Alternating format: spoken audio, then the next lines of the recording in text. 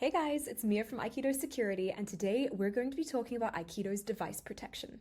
If you've been paying attention to the media at all for the last couple of months, you'll have seen the numerous supply chain attacks that have happened, specifically how many more supply chain attacks have been happening lately.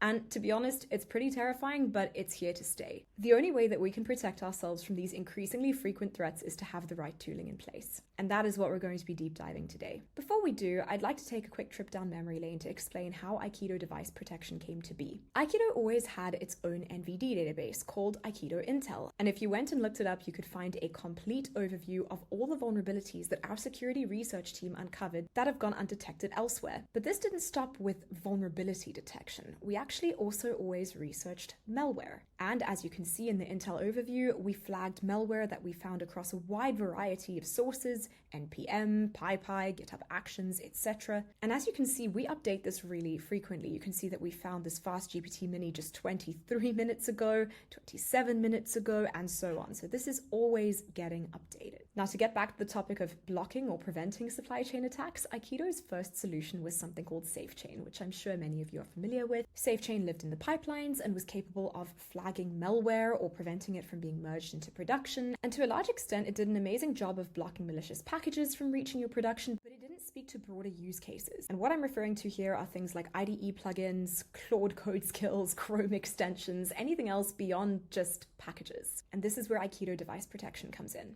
If you head over to Aikido and you log in, you'll see that there's a new pane called Devices in the Protect section. This Aikido device protection module is a lightweight kernel-level agent that can be installed on your devices, rolled out directly with MDM, so just one click and all of the devices that you want covered are covered, and it can block malicious packages before they are used or installed, and it can block things like those Chrome extensions, your malicious IDE plugins, or risky Claude code skills. As you can see from the overview over here, these are all of the devices that we have protected, and if you'd like to connect a device, you can, of course, go the manual route or deploy with MDM, as I mentioned previously. And right off the bat here, you can divide the different devices into user groups. So what we've done over here is we've created a group for design, for DevOps, for engineering, and each of these user groups can have different permissions for the types of things they're allowed to install and run. At a glance, you can see the different packages that have been introduced and on which devices they're currently being run.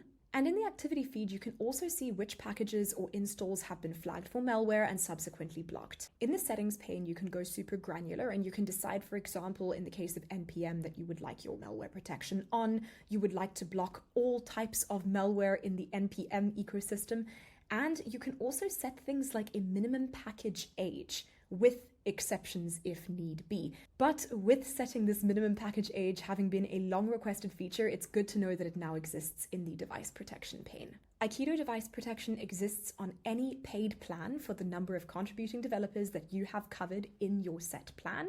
And you can even roll it out to non-dev team members, for example, salespeople that love to vibe code or the marketing team that has a million Chrome extensions. So it's not a feature that is purely restricted to your engineering team. However, all of the engineers that you are paying for in your plan are automatically covered should you wish to roll this out to them. I highly encourage you to install this on your devices and take it for a spin. And of course, as always, if you have any questions, you know where to find us. Thanks so much for watching, and I'll see you in the next one.